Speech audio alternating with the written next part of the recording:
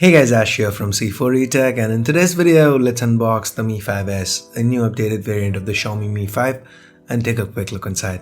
The box looks quite muted, plain white with 5S to the side. Quite different from the regular brown boxes Xiaomi provides. Opening it up, we've got the Mi 5S itself. Let's peel the plastic off and set it aside for the time being.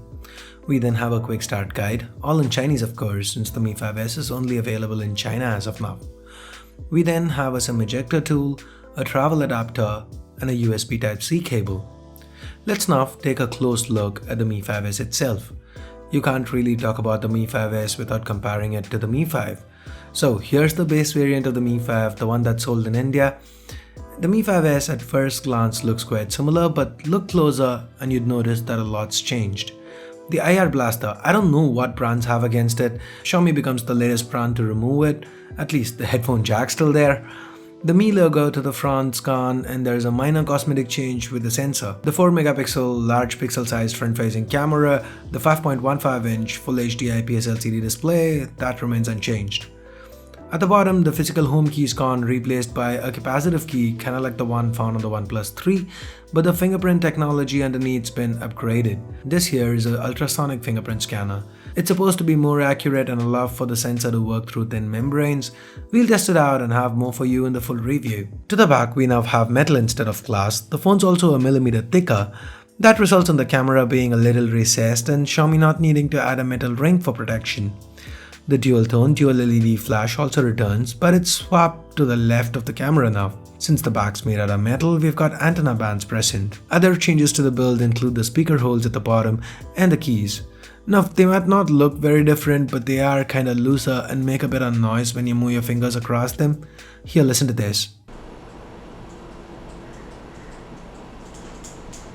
And this is not the case with the Mi 5 or even Redmi phones.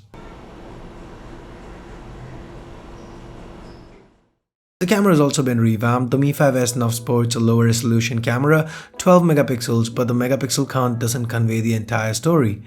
This is the same sensor as seen in the Google Pixel, Sony IMX378.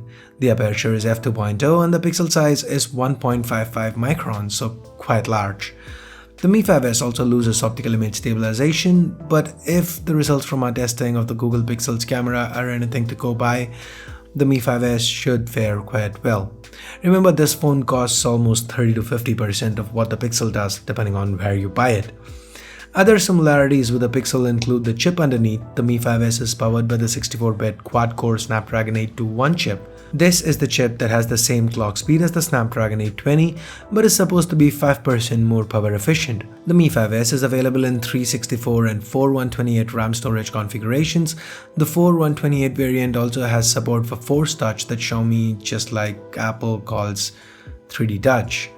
Anyway, all this is powered by a 3200 mAh battery that's 200 mAh more than what's on the Mi 5. Software-wise, not much changed since the last time we saw the Mi 5. It's still MIUI 8. Since I picked this up from China, the only country it's currently available.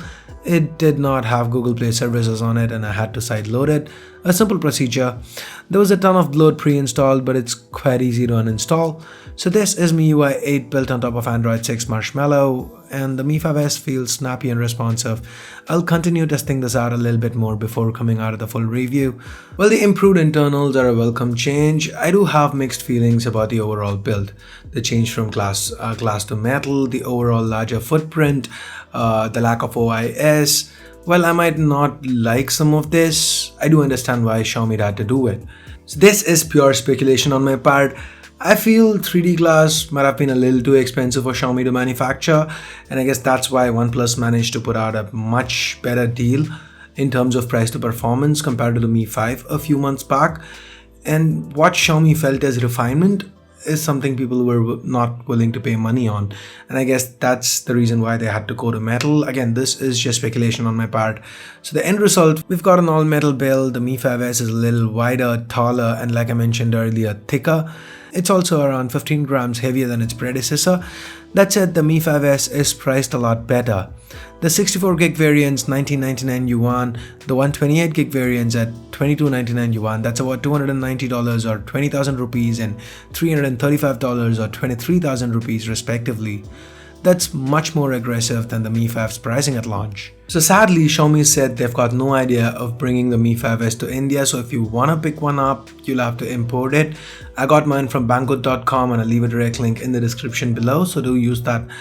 And I guess that's it for this video. Give it a thumbs up if you liked it, vote it down if you didn't. And for more videos like this, including the full review of the Mi 5S, hit that subscribe button down below if you haven't already. So thanks a lot for watching. Till next time, this is Ash here from C4E Tech, signing off. You guys have a great day. Bye bye now.